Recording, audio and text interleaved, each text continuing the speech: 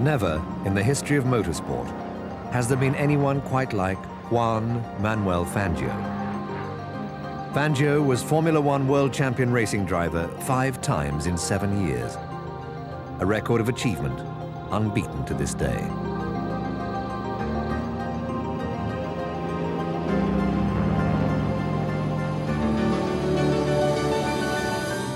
Fangio could get the best out of any car.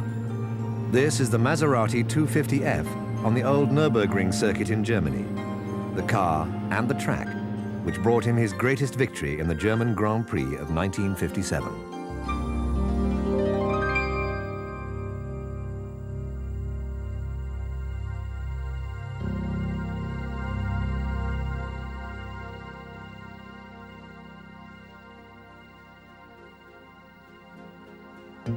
At the Nürburgring the year before, there was another Fangio triumph in the German Grand Prix, this time in a Ferrari.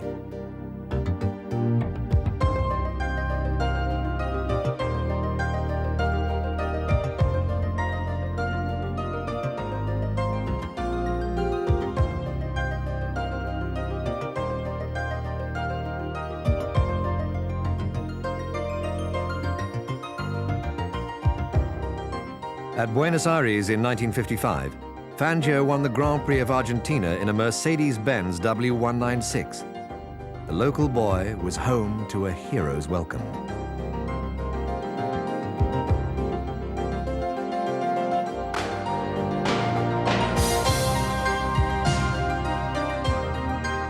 Five months later, in the Grand Prix of Belgium at Spa, Fangio was first again, with the British driver Stirling Moss hard on his heels in another Mercedes.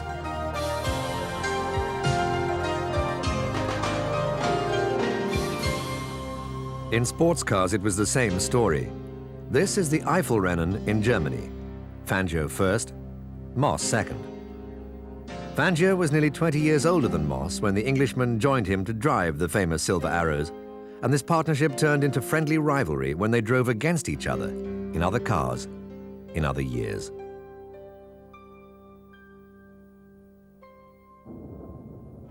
Oh my God! ¿Cómo está? ¡Feliz cumpleaños! Terrible, ¿eh? El 60, vuelo con el 0, no sono vuelo. Nei 300 meno per what's a railway? Chemin de fer. Fangio was special because he was unbeatable, I suppose, but it wasn't just that. He was a very special person. He was special as a man because he was always courteous, he was always polite, he was always approachable. He was just a very nice, good man. I mean, he wasn't at all standoffish, and yet he wasn't over-friendly, if you know what I mean. As a driver, of course, he was unbeatable, really. In sports cars, yes, I could beat him in sports cars sometimes, but I'm talking Formula One, which, of course, is, to me, is the pinnacle of Grand Prix of racing, is Grand Prix driving. And in a Grand Prix car, Fangio was not only able to be the fastest, but he could keep up the speed, the high speed for, well, it seems as long as he needed to. I mean, even under tremendously hot conditions, and one of the problems we had in racing in those days, of course, was the enormous heat. There's the climatic heat quite often, but also inside the car. And Fangio had this tremendous stamina. He was enormously strong, enormously rugged, but had great precision as well. I followed him a lot, very closely, and always felt quite safe doing so. And yet, all the time, he drove with tremendous precision. He didn't go into the dirt. He was always right on the edge of it. He didn't quite nudge the straw bale. He just touched the straw. And all the time, that was the way he was. And it didn't seem to matter how much pressure he had on him. That was the way he was. Fangio was under pressure at the start of the British Grand Prix in 1950, the first race for the new Formula One Drivers' World Championship. It was Fangio's first full season in Europe with Alfa Romeo, and his 158 takes an early lead.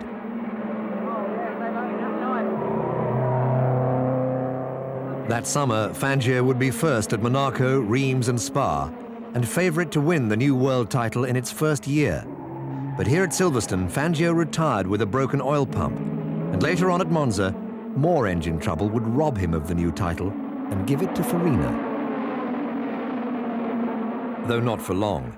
In the grandstands, the crowds knew that a great new talent had arrived. His greatness was in his talent.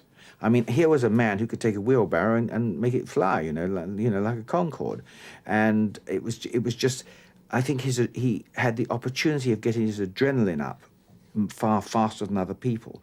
I mean, all of us are able to give certain extraordinary performance in certain times because of certain reasons, whatever it may be, not necessarily in racing. I think people can achieve great strength or whatever, far beyond their normal capabilities. Well, I think Fangio had the capability of being able to draw on this enormous reserve of talent more readily than maybe others of us.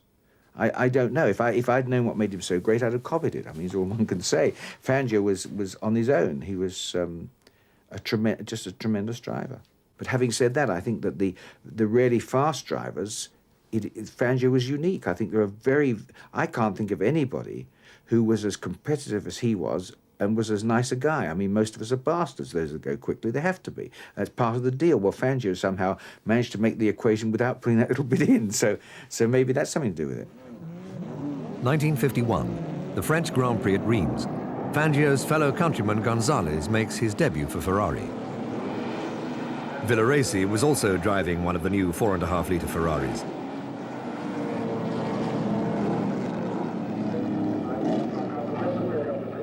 Ascari, Fangio's chief rival on this fastest of European circuits.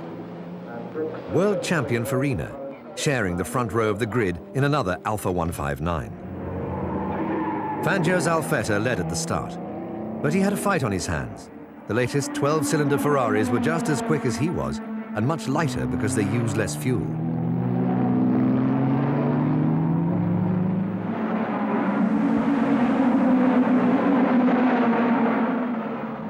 Fangio narrowly avoided disaster when Rosier's Talbot blocked the road.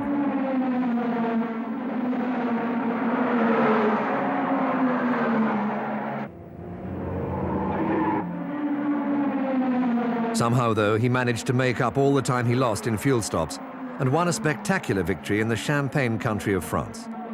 But after 5 years and 27 Grand Prix victories, Alfa Romeo's run of success was coming to an end at last.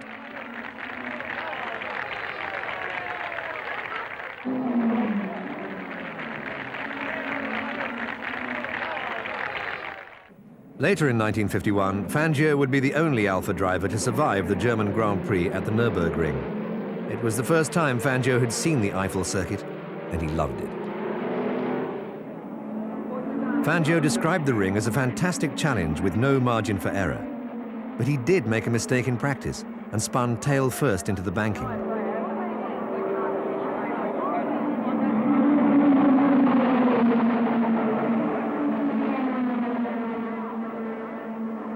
Fangio admits he started the race in a bad mood.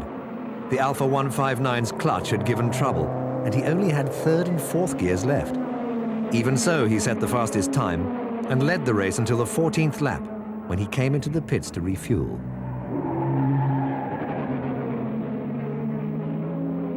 Changing gear by ear, as he put it, Fangio had built up a margin of nearly 2 minutes over Ascari. But coming out of the pits, his Alfetta stalled again with a dead clutch, and at the finish, Fangio had to be content with second place. The rivalry between Alfa Romeo and Ferrari was now fierce. But at the end of the season, Fangio would beat the Ferraris in the Spanish Grand Prix in a pit battle over tyres and wheels and fuel, and Alfa Romeo and Pirelli won it.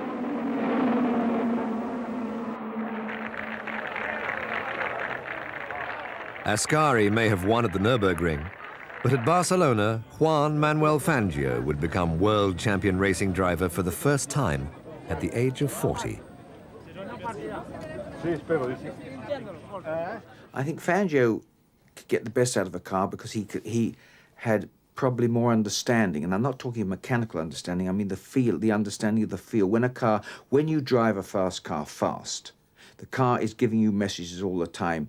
Your sort of intercom with the car is the steering and your backside and the G loads and the what you feel through the steering and so on. And I think the Fangio got a better message back when he went into a corner and the car was beginning to understeer, I think Fangio probably felt the car say to him, listen, I'm going to understeer if you go much further on, earlier than most people. Therefore, he could accommodate that and make make alternative arrangements for sort of getting over the understeer. And I think probably that was a lot of it.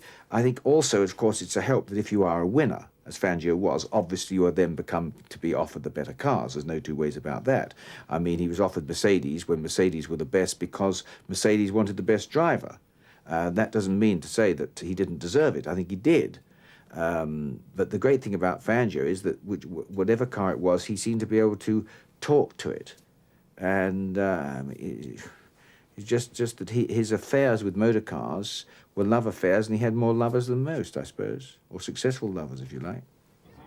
Fangio and Moss teamed up in June 1952 to drive for BRM in the Ulster Trophy at Dundrod. Mike Hawthorne was there. So was Prince Bira, who offered to fly Fangio to Monza for the next day's race.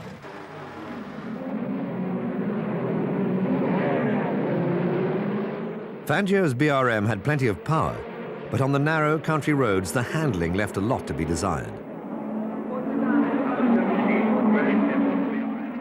Moss retired his BRM early on with engine trouble. Fangio would soon do the same. Prince Bira crashed and flew off to Italy without waiting for Fangio. The world champion was now in trouble. He had a firm commitment to drive for Maserati next day at Monza. All that night, he struggled to get to the start on time, and it would all end in a terrible crash. Though his life would be saved by the new regulation driving helmet, Fangio would be out of racing for the rest of the year. Io ho corso in Irlanda con BRM. Irlanda BRM era difficile, tu ricordi? Tu eri di Irlanda? Sì. I was supposed to get a lift in the plane with Bira, but at the end of the race, Bira had already gone. Quando finita la corsa, il principe Bira si è andato via perché c'era una tormenta. Ho preso un aereo a Londra. I took a plane from Ireland to London, but there was no London-Milan flight, so I took a plane to Paris. A Parigi con Rosier non c'era mezzanotte, non c'era forma di arrivare. In Paris, with Rosier, I found there were no planes or trains for Milan. Fino a Lyon. Siamo arrivato a Lyon alle 7:30 del mattino. So we drove by car to Lyon, where we arrived between 7 a.m. and 8 a.m., but no plane was scheduled to go from there to Milan either. Rosier lent me the car, and off I went to Milan, where I arrived at 2 p.m. And the race was due to start at 2:30 p.m. By 3 p.m., I was in hospital. That cost me a year of motor racing. During the accident, I let the car go a little, it hit a straw bale, and the car went. Lasciato andare un po', preso una paglia, macchina ha tirato. Ma non ho avuto tempo neanche a assustarmi. Fangio took more than a year to recover from his injuries. Then, on the 4th of July 1954 at Reims, he joined Mercedes-Benz for their post-war comeback to Grand Prix racing.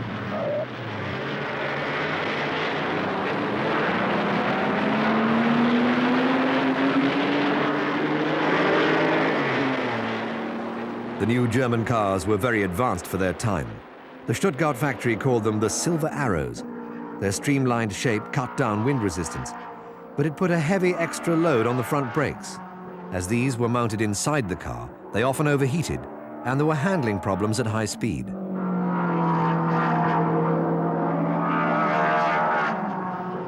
Fangio and his German teammate Karl Kling were locked into a terrific duel.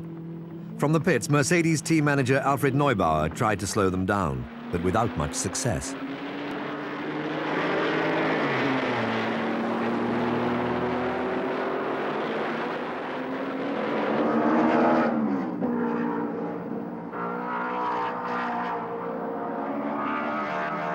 Fangio won at Reims, and he'd go on to victory in 8 of the 12 Grand Prix races he drove for Mercedes.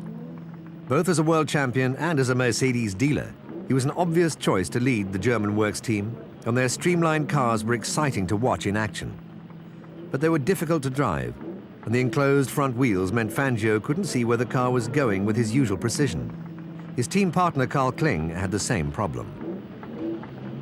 Mercedes had been out of motor racing for 15 years.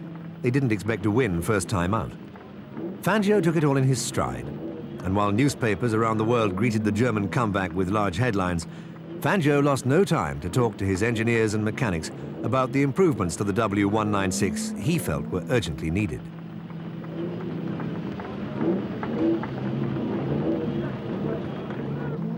He had, I think, faith in his mechanics, probably because he was a mechanic, he could see how good they were. I think the fact that he could be relaxed at times when most of us would be really stressed is a thing that I find difficult to understand. I mean, I'm a fairly excitable person, and I'm not even a Latin. Now, he's a Latin, and he's not excitable. I mean, he is really the antithesis of what one would expect from his background. I mean, he was, as you say, very relaxed, very laid back, never flapped, and I never saw him sort of trying to egg the mechanics on to do a thing faster or anything. A differenza forse perché io era un meccanico. I was a mechanic myself. Questo mi ha aiutato molto a me nella vita della This fact helped me a lot throughout my racing career. Sempre chiesto I always asked my mechanics, where is the maximum power of the car? perché la potenza fa così dopo basta. I never went beyond the effective top of the power curve, because after that, the power decreases. Qui. I'd always change 1,000 revs below the maximum to get more torque. Della massima potenza. Sempre. For the German Grand Prix at the Nürburgring, Fangio appeared in the new open-wheeled version of the W196 he'd been asking for. It didn't take him long to overtake his fellow Argentinian Froilan Gonzalez in a Ferrari. Having lost to Ferrari at Silverstone a few days before, Mercedes-Benz now sought a home victory as a matter of prestige.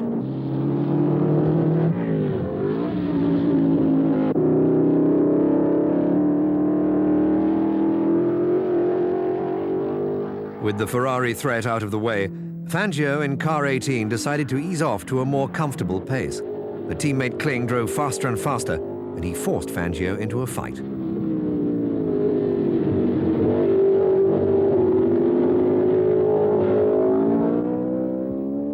In the Mercedes pit, they were wild with worry that both cars would break. Suddenly, Gonzalez brought his Ferrari into the pits. He hadn't been feeling well since the death in practice the previous day of the young Argentinian Marimon driving for Maserati. Mike Hawthorne took over Gonzalez's car and stormed off after Fangio. Kling was the next casualty, coming in with a damaged rear suspension. In his anxiety to get Kling back into the race, team manager Neubauer shouted at bystanders in the pit, but he needn't have worried. The race was now Fangio's.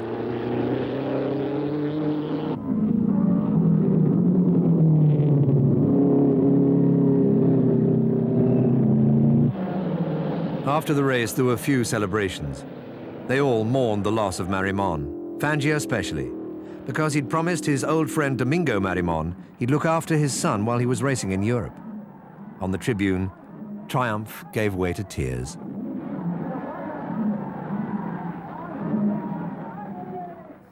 There's no doubt that Fangio was affected by the misfortunes of others, no two ways about it. I mean, when Marimon got killed at Nürburgring, I remember this was a tremendous blow to him. All right, Marimon was a friend of his and so on, but it meant an enormous amount to Fangio. Fangio and Gonzalez, the Italian Grand Prix, Monza, 1954. Alberto Ascari, idol of the Italian crowds, driving for Ferrari. He was partnered in the Modena team by the Englishman Mike Hawthorne. Mercedes-Benz had decided to enter the streamlined W196 for Fangio, backed up by Carl Kling in another of the Silver Arrows from Stuttgart. Ferrari, as usual, fielded Froilan Gonzalez, and there was also some serious opposition to the German team from the Frenchman Maurice Trintignant.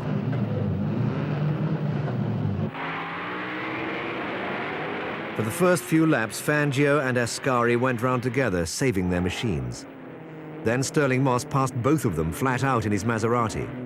Ascari rose to the bait and stormed off after him. 10 laps later, the furious pace had burnt up all Fangio's brakes, and twice he swerved off the track on the Porfido curves.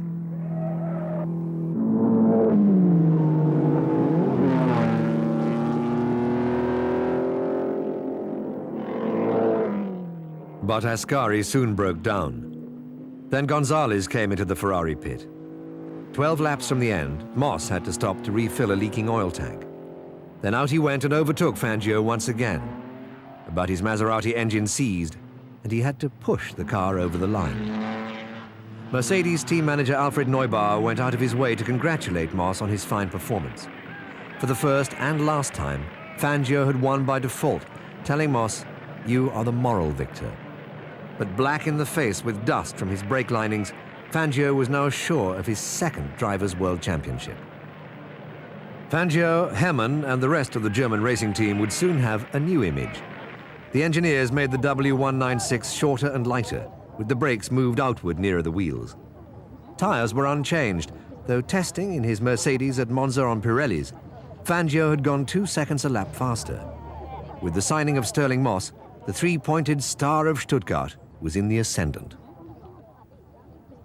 Joining Fangio at Mercedes wasn't nearly as difficult as one could think, because you had a quite extraordinary factory team. I mean, Daimler-Benz was an enormous company, but really the only people that we dealt with as drivers were Neubauer, who was an incredible character, a man of great humour, and a very caring person, very frightening, but very caring. Rudi Uhlenhaut, who of course was fluent in English, who was the chief engineer and also could drive. Mechanics were very warm and keen, because mechanics always are. They're very much on your side. It was a very easy team to go into, I must say that. There was no conflict between drivers, because I respected Fangio, and therefore I never had a feeling of conflict, whereas if it had been maybe another Englishman, there might have been more conflict. Fangio flies the blue and white national flag of Argentina at the first Grand Prix of 1955 in Buenos Aires. The heat is terrible. As the Mercedes mechanics push the silver arrows to the starting grid, the track temperature reaches 51 degrees centigrade.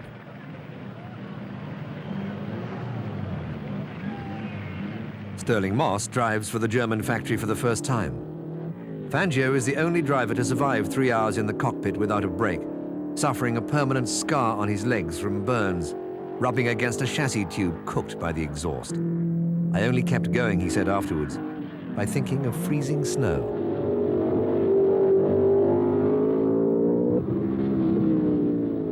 Fangio won, with Moss second. But at the finish, he had to be lifted out of the car by doctors and injected with fluids. He took 3 months to recover. Of course, he was an absolute god out there, and of course, we happened to be first and second in the race, and the crowd went mad. And I remember thinking, thank God they're on our side, because these thousands of people were coming into the pits. I'm not talking 1 or 2 people, fans these were. And they were shouting, Fangio, whatever they did say. And we were, thank goodness, fairly standing up and quite high. And I remember grabbing something above me and sort of listening, and the people sort of being pushed underneath you, because it wasn't just the people at the front, it was the people at the back pushing the people in the front. And so this mass of people came through, and all shouting Juan, and so on and so forth. And it was my first experience of absolute mass hysteria, I must say. It was really quite frightening, actually. Mercedes-Benz, with Fangio driving one of their new 300 SLR sports cars, went all out to win the 1955 Mille Miglia, 1,000 miles of racing on the open roads of Italy. Developed from the Mercedes Grand Prix car, a second silver arrow went to Stirling Moss and Dennis Jenkinson. Carl Kling and Hans Hermann drove 2 more. Kling crashed en route to Rome. Fangio had engine trouble. But in the drive of his life, Stirling Moss averaged 97.95 miles an hour for 10 hours from Brescia to Rome and back. Every yard of the 1,000 miles plotted by Jenkinson on a great paper roll of pace notes.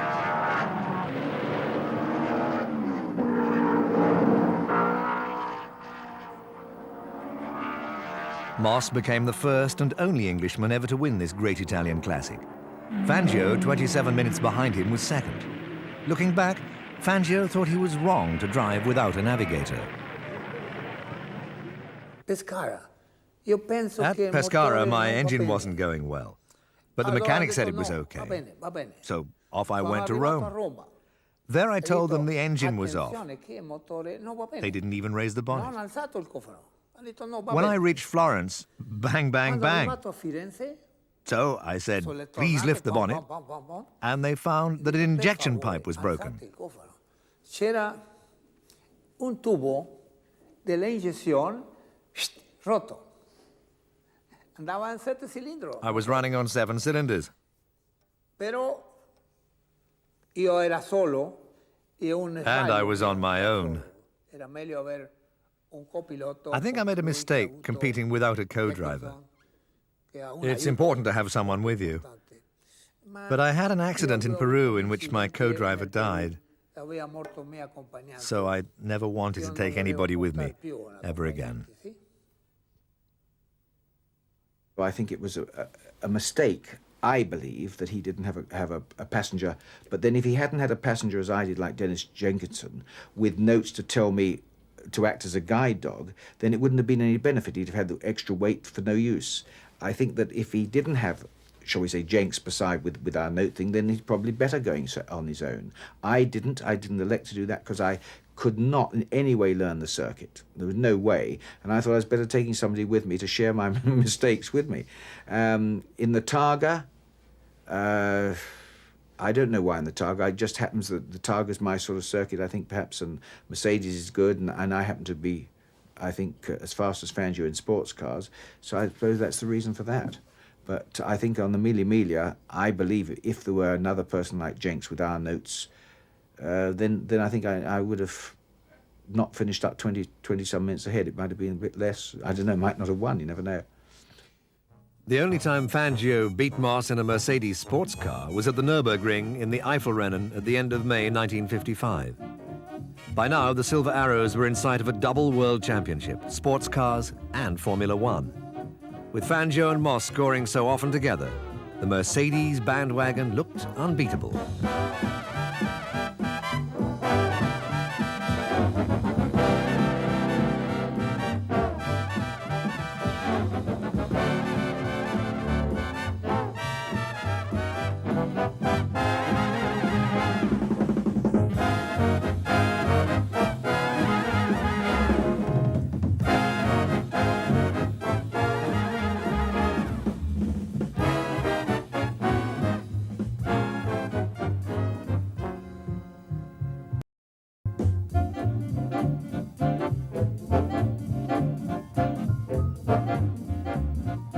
Again in the Belgian Grand Prix at Spa that same summer, it was to be Mercedes first and second, Fangio and Moss. Neubauer was worried because they drove so close together. Hawthorne had a Van Wall, Castellotti a Lancia, and there were 3 Works Ferraris and 5 Maseratis opposing Fangio and Moss on the grid.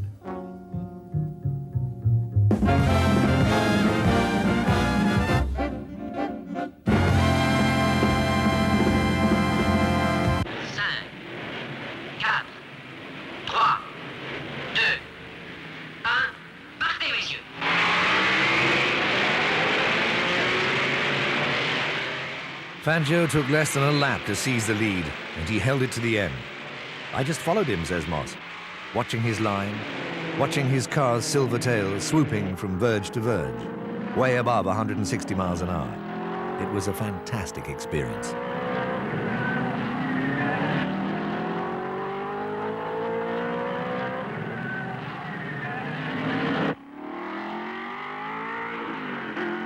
Fangio's unforgettable performance that Sunday afternoon at Francorchamps was filmed in its entirety by a camera team from Shell.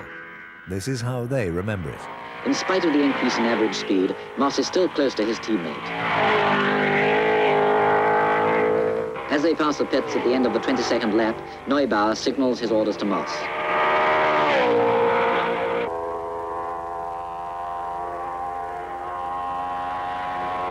For Mercedes, it was no walkover.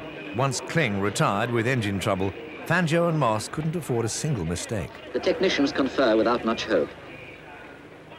An oil union has broken and there's no chance of going on.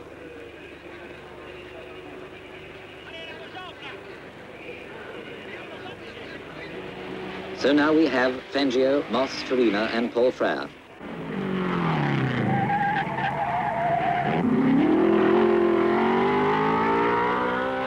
And Monsieur Backen's checkered flag puts the seal on Fangio's win.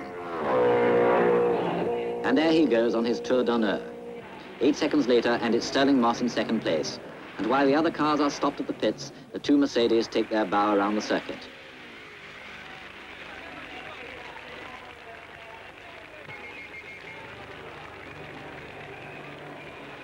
The dogged effort of Nino Farina has brought Ferraris a splendid third.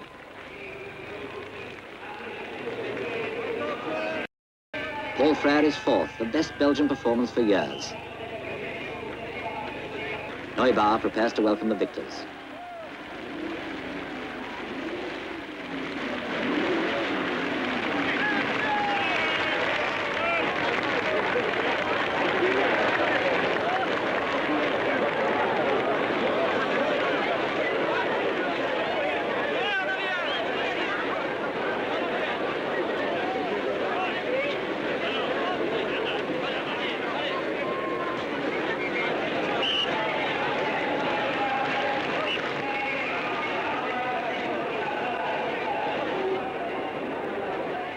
On the rostrum, Prince Amaury de Marod, president of the Royal Automobile Club of Belgium, offers the traditional bouquet to the champion.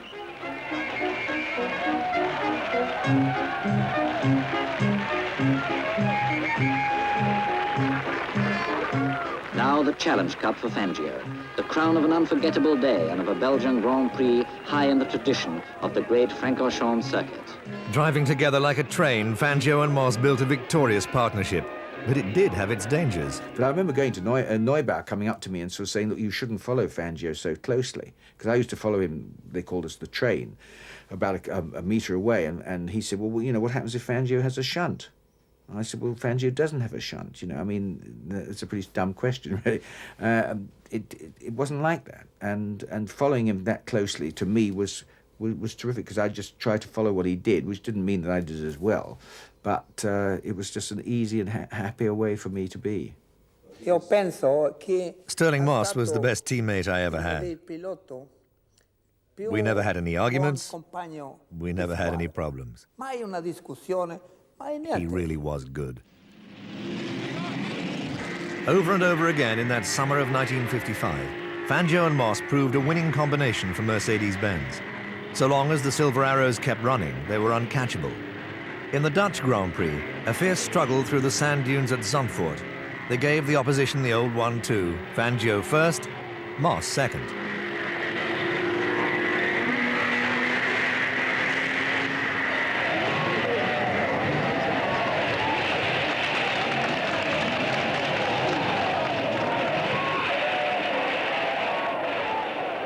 The Italian Grand Prix broke the winning double. After 27 laps at Monza, Moss's Mercedes went out with piston failure. The new speed bowl track was taking its toll.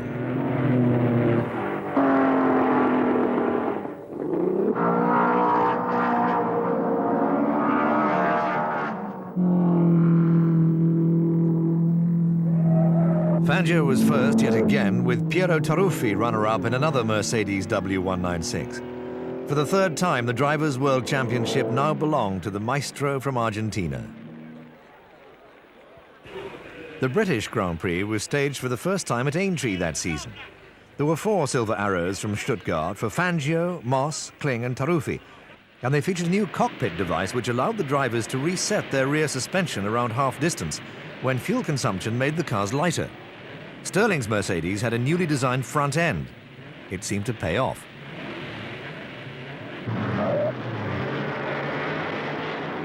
Moss managed to slip past Fangio and by lap 50 was 12 seconds ahead. Then Neubauer told them both to slow down. At the checkered flag, there was less than a second between them. So Moss won his first Grande Épreuve and became the first British driver to win the British Grand Prix. But he still believes Fangio could have beaten him if he so chose. The British Grand Prix was the British Grand Prix. It's in front of the British crowd. We had the whole team there. I was ahead of Fangio when I finished, and frankly, whether he lifted off or whether he didn't worry me at the time. I can tell you, that obviously has to be, from my point of view, the best occasion. I mean, I could think of no other.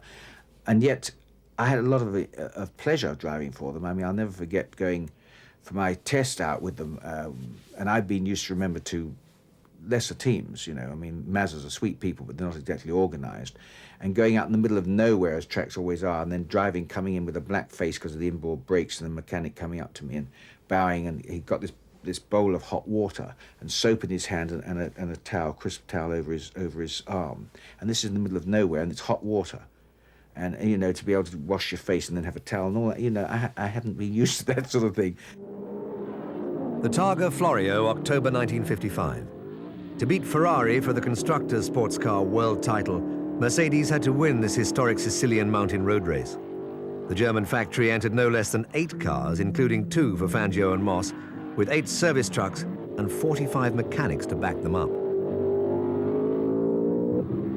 Moss skidded off the road on lap 3 and landed in a ditch. But spectators manhandled his Mercedes back onto the circuit, and Sterling had quite a story to tell team manager Neubauer when his battered car reached the pits.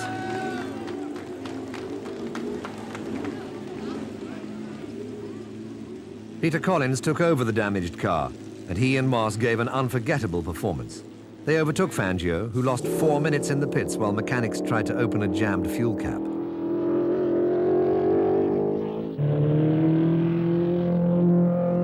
Yet again, it was Mercedes 1-2, Moss and Fangio. But over the success of their double victory in the sunshine of Sicily, there hung a dark shadow. In the 24-hour sports car race at Le Mans 3 months earlier, Fangio and Moss and the Mercedes team had been involved in the worst fatal accident in motor racing history. 2.5 hours after the start, there was a collision in front of the grandstands. Fangio's Mercedes teammate Pierre Levesque crashed into an Austin Healey, and his engine went into the crowd.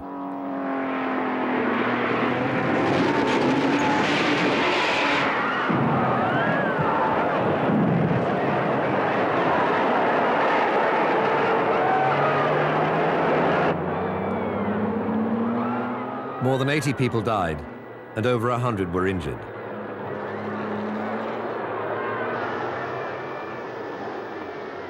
Moss was waiting in the Mercedes-Benz pit to take over from Fangio, and he saw Juan driving through a cloud of flying debris. It was obvious it was a tremendous disaster, but Fangio had gone through, and how Fangio got through, one can only say is because he has a second sense, or because of his reactions, he's particularly quick, or that he did the right thing at the right time.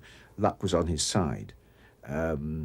And there's no doubt he went through, and then he came in, obviously, after that, and ultimately our team was withdrawn.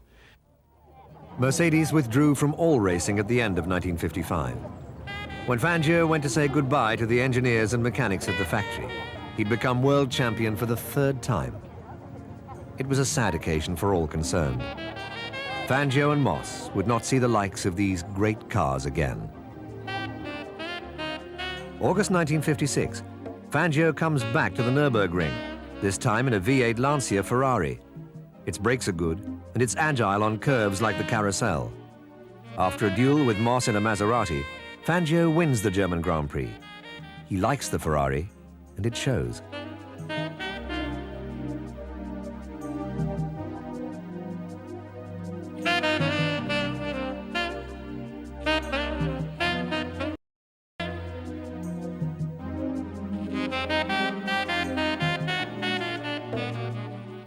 Moving to Ferrari had its problems for Fangio, but in the end he was crowned with the driver's world title for a 4th time.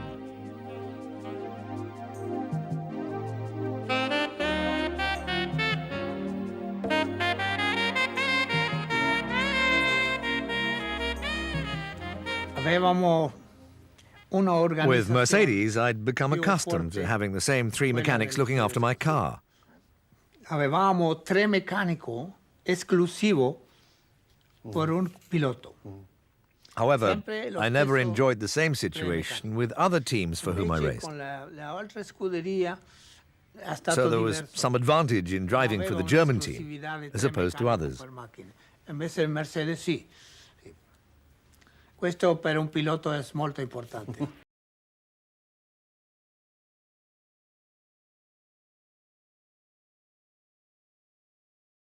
Maserati conseguiva questi pneumatici. Maserati raced with great success on Pirelli. We tried in the earlier part of the year some Engelbert tires, but they proved hard. Con la Pirelli, e loro Ferrari corría con una Engelbert. They used their treads less than the Pirelli, but they didn't have the road holding of the Pirelli. And that's the reason why I insisted on using Pirelli. En quel momento la Pirelli. Sterling Moss and everyone else who saw the German Grand Prix at the Nürburgring in August 1957 agreed this was Fangio's greatest race. The Ferraris of Hawthorne and Collins were strong competition. They had the endurance in fuel and tyres to drive the 300 miles without stopping in the pits. Running light with his fuel tank half empty, Fangio built up a lead of 28 seconds by half distance. His Maserati was on the same Pirelli tyres that had brought him 12 Grand Prix wins in 7 years. The mechanics had promised to change them in 30 seconds. But when it came to it, they took another 48. There were only 10 laps left. Hawthorne was 51 seconds ahead. Fangio's 5th world title was at stake. I never drove like that before, Fangio says, and I never drove like that ever again. He took everything flat out, and in the final few seconds shot past Hawthorne and Collins on the inside of the last bend. He never lifted off for a moment. Fangio was world champion for the 5th time. La più importante per me. Io mai stato un corridore spettacolare, no. Sempre guidato. It was my most important race. No, sempre lì. Afterwards, I saw the car was full of mud and grass. I really went fast that day. It was fantastic, the old Nürburgring. I've never been a spectacular driver, but to make up those 51 seconds on Hawthorne, I had to do everything. There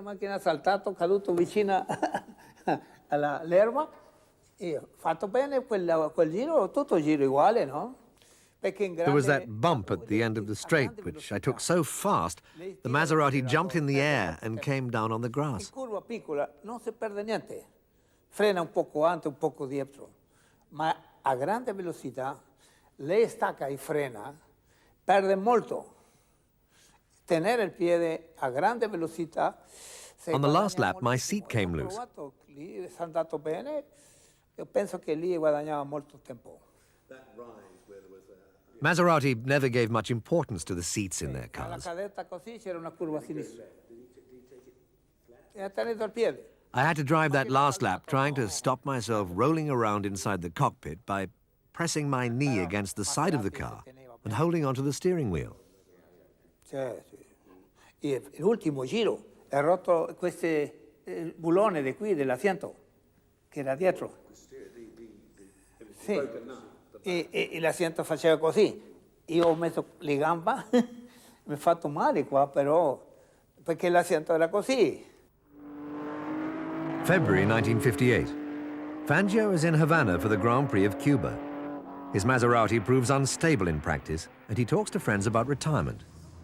Fidel Castro's rebels are on the brink of toppling President Batista, and they pull off a massive publicity coup by kidnapping Fangio from his hotel. The Grand Prix goes ahead without him.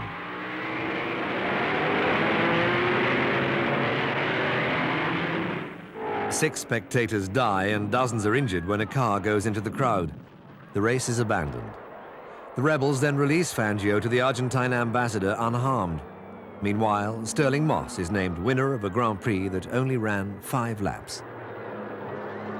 Well, I remember 58 because Fangio was driving, of course, in Cuba, and apparently he was checking in, and a guy came up and just drew a gun on him and said, "Okay, you're coming with us." And he asked why, and he told them it was to do with this revolution, which of course helped me quite a bit because he was the main opposition. Quello che mi ha rapito che aveva la pistola in mano. These youngsters who took me away were all from good families. They said they were fighting for an ideal. I talked with them quite a lot, first in one house, and then they took me to another. They said, "Fangio, we're not going to hurt you, but don't try to escape. That would be dangerous." After the race, they were frightened to let me go straight away because they said Batista's men would kill me and blame my murder on the kidnappers. At 1 in the Monday morning, 2 girls and 4 boys, all 4 armed, took me to a villa in the best quarter of Havana to hand me back. Afterwards, Batista paid me the prize money as if I'd won the Grand Prix, and I stayed for a week's holiday. In the United States, my kidnapping made me more famous than all the races I'd ever won. At Reims, 4 months later, Fangio retired. Today, 30 years later, Fangio meets old friends and rivals in Switzerland at the 25th birthday celebrations of the old Grand Prix Drivers Club, the most exclusive of its kind in the world. Fangio's compatriot, Froilan Gonzalez, is there, still a tight fit in the car he raced so well for Ferrari. The Grand Prix greats sit down to lunch together to talk over old times, old races. Like Fangio, Froilan Gonzalez found good friends in the racing world when he first arrived in Europe. Like Fangio, Manfred von Brauchitsch was a star driver for Mercedes. Toulouse de Graffenried was Fangio's number 2 in the Alfa team of the 1950s. Fangio assumes the role of elder statesman. He's the best ambassador motorsport has ever had. In Switzerland, where motor racing has been illegal for over 35 years, even the youngest admirers cheer Fangio like royalty, though a world champion of today like Alain Prost is there to share the limelight.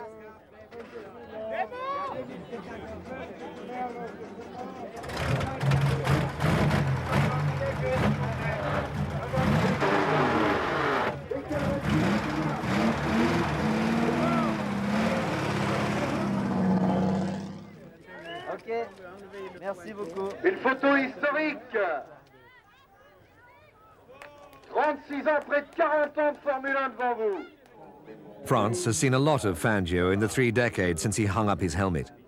When the Automobile Club of the Auvergne staged a race meeting for historic Grand Prix cars at the Charade circuit in 1989, Fangio was the guest of honor.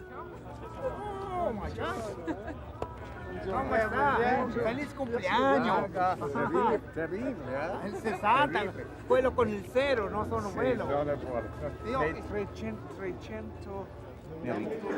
le birdcage, le Maserati birdcage, eh?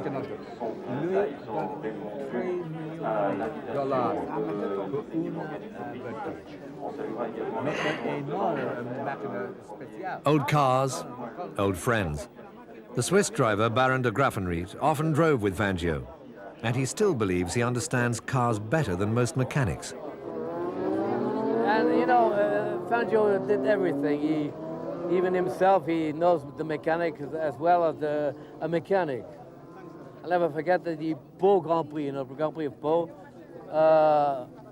He stopped in the pit and it was very hot, and the mechanics were not able to put again the motor, you know, to walk. And Bertocchi tried, and the thing didn't work. So I said to myself, oh my God, for once I'm going to be first. And Fangio came down of the car, and you know, the motor started, and he won the race. That's Fangio.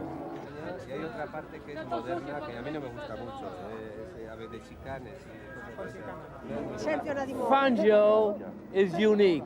Unique. Unique. And Fangio is the only person which today, everybody knows him. That's the only person in the world which is still as popular as 30 years or 40 years ago, which is, it's Fangio.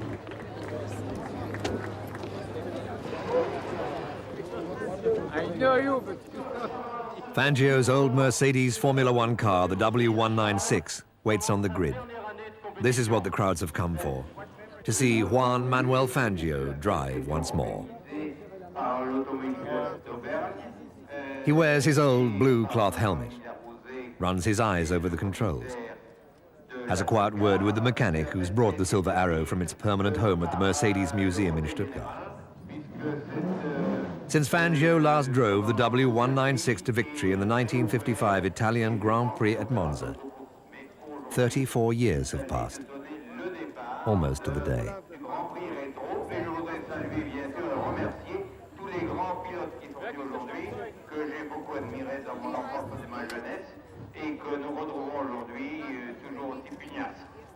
Monsieur Saint-Omer, c'est donc d'une façon tout à fait symbolique que vous allez abaisser le drapeau tout à l'heure. Bien sûr, ce sera effectivement cette semaine, bien sûr. Stirling Moss is there. So's Chris Amon, Sir Jack Brabham, Innes Ireland, Maurice Trintignant. But all eyes are on Fangio as the old maestro leads them off the grid.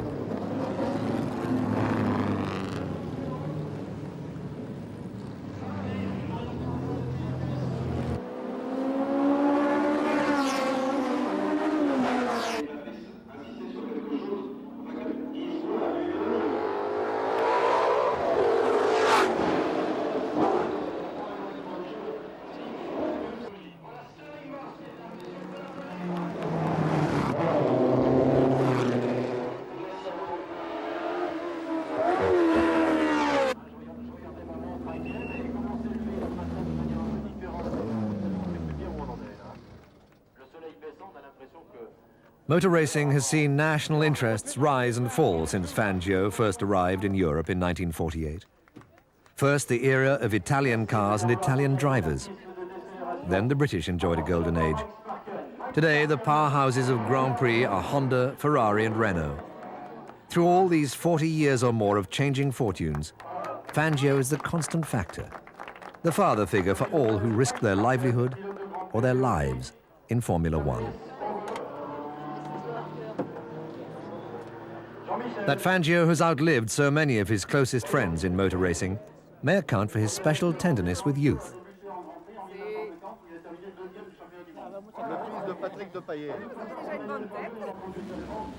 Fangio travels from his home in Argentina at least once a year to Europe to promote the sport that brought him worldwide fame. In the spring of 1987, he drove his Mercedes W196 through the streets of the city of London to support the launch of the Pirelli motor racing history with flying colours. Wherever he goes, Fangio's presence always earns a fanfare of publicity.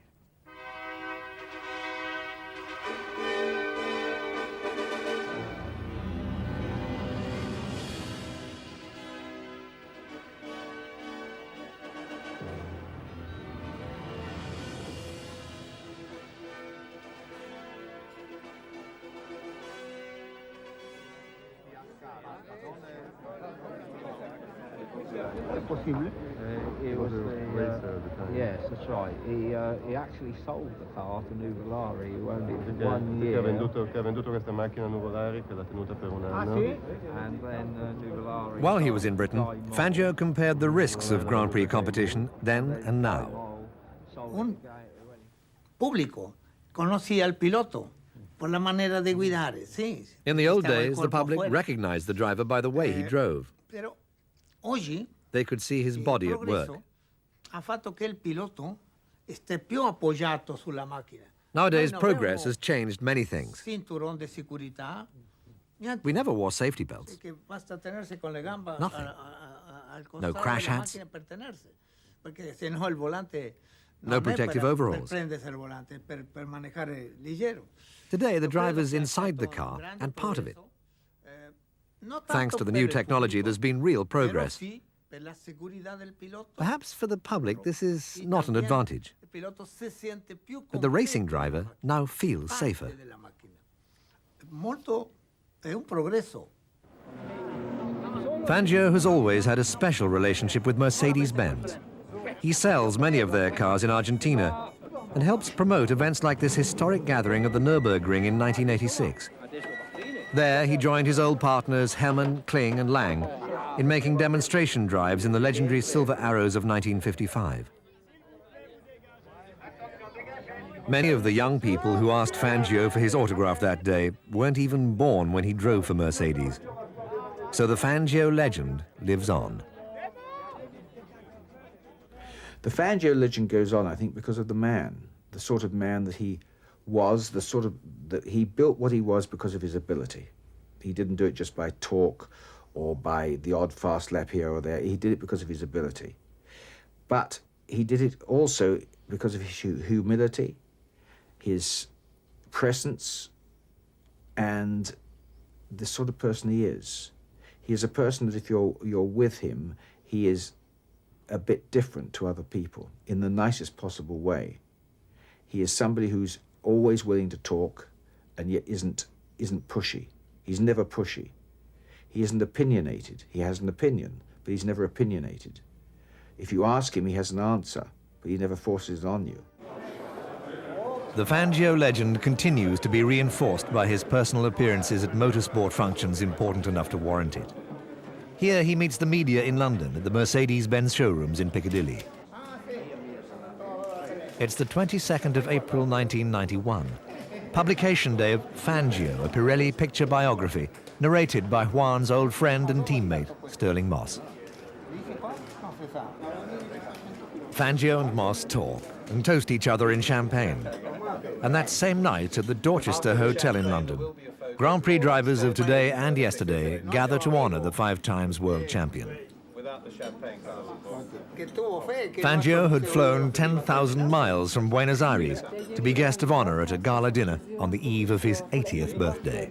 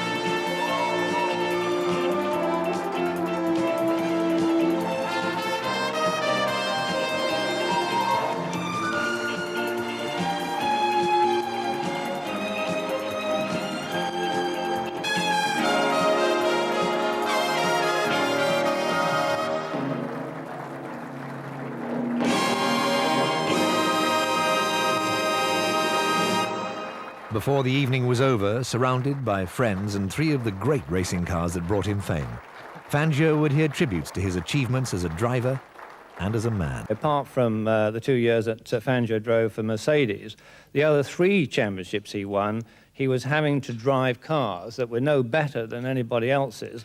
And nevertheless, he managed to beat everybody else very consistently. So it was incredible how his country saw the hero in him. I mean, he had a certain something, even at that time, that I remember when he walked into the room when all of the racing drivers that had come in from foreign countries were seated there. There was an electric presence that surrounded him when he came in with his group, and it was obvious that he had just begun to go places. Not only was he a great driver and won at a time when the driver made a much bigger contribution to the combination of the car and driver in winning Grand Prix and winning the World Championship, but also he was a great man off the circuit. I'm just proud and privileged to be able to say that I'm trying to do what they did in the years and to try and emulate what they actually achieved in those days. Well, it's just fantastic. I'm just proud to be trying to be one of them. It was a night that nobody who was there would ever forget. Not least because Fangio chose the occasion to reveal for the first time in public why he finally decided to retire from racing at Reims in 1958. I came to Europe and raced for 1 year, I thought. I, in fact, stayed here for 10 years. I won 5 world championships, and I thought, thrashing around the Reims circuit, what am I doing here? I must be stupid. Yeah. Así que in questo momento Reims è un circuito che ha una grande rettilineo, c'è tempo per pensare. At that time, Reims was a track with a great big long straight. You got plenty of time to think. E cominciato a venire tutto, mi ricordo, e ho detto questo è il momento opportuno, aveva qualche cosa alla macchina, ho detto al meccanico problema questa macchina che va, sì, dice sì, siamo cambiato gli ammortizzatori. Yeah, I was thrashing around the track at Reims and I thought there was something wrong with the car. Took it into the pits, said to the mechanic, something wrong with this car, and the mechanic said, yes, we've changed the shock absorbers. E ho chiesto, ma perché non mettiamo gli altri che avevamo prima? And I asked, well, why the heck didn't you use the shock absorbers you had previously? E ha detto, perché questo pagano. That's pretty clear. The mechanic said, because the owners or the makers of the new shock absorbers pay us to put them on. Sì, questo pagano, ma io devo andare a arrivare alla macchina. Yeah, I thought to myself, they're paying, but I'm the one who's got to drive the bloody car.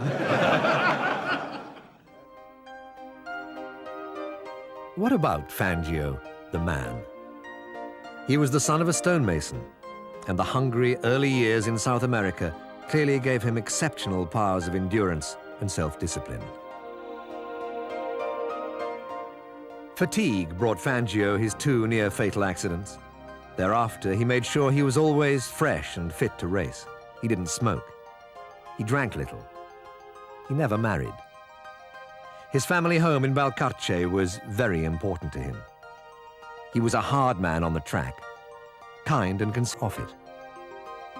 In the whole wide world of motorsport, there has never been anyone quite like Juan Manuel Fangio. Well, Fangio was world champion, of course, 5 times, which just really shows how great his spread of his ability was. He was able to do it at the age of 47, which I think probably in modern cars would not be practical or possible. I think it was easier in some ways because it was a sport and therefore one did it for love and passion. And more difficult because I suppose the cars were not quite as good as they are today and things could let you down. But I think if I was talking to people, young people today, I'd say if you can consider a man who was as good as Senna, Prost, Piquet, any of those guys you like, and yet was really simpatica, who raced because he loved racing, that is what he was. I mean, this man was immensely fast. Fast because he loved to drive fast, because he enjoyed it. Ethical to the point where you will never find anybody who will say one thing on him, you know, did he have a shunt here or that there. It didn't come into the equation. And yet it was still competitive. I mean, it wasn't a walkover for him. So I think it's very difficult to get any people of the modern era to understand quite what he achieved. To build up a name as great as his is something that is quite extraordinary. Ma penso che nessuno nasce pilota. No one's born a great driver. Sì, l'esperienza. Time and a lot of experience are the things that matter. Stirling Moss era un piloto completo. Sterling Moss was a complete driver. He went fast in Grand Prix cars, road racing, rallying. I remember when I first saw Moss drive at Monza. He was almost a boy. I think he needed his father's permission to race. I saw him and I thought, Madonna, that lad is fast. Io ho visto questo ragazzino, Madonna, va forte. The fact that Fangio was 5 times world champion is important for historians. For those of us that know him, it is not important. The important thing is he was a warm man, a kind man, and a person that one liked being with. A person that I respect. Respect to the point of nearly love in the same way that one does one's father. And to me, he was a second father in a way.